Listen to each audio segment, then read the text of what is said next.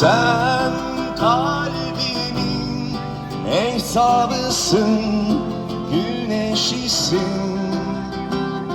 Sen ruhumun vazgeçilmez bir eşisin.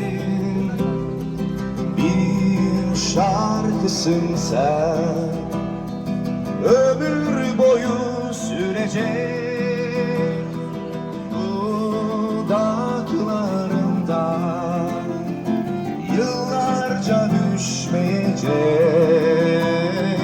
bir şarkısın sen, ömür boyu sürecek. Dudaklarımda yıllarca düşmeyecek.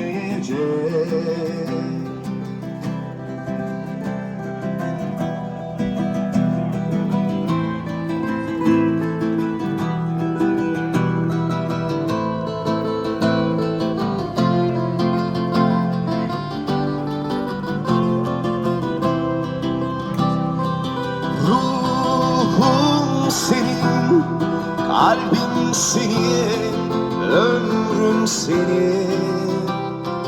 Yıllar geçse ölmeyecek bende sevgi.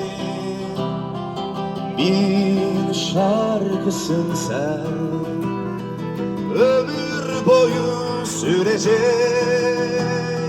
Dudaklarımdan yıllarca düşmeyecek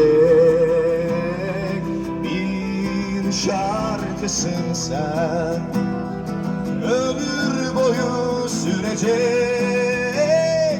Dudaklarımdan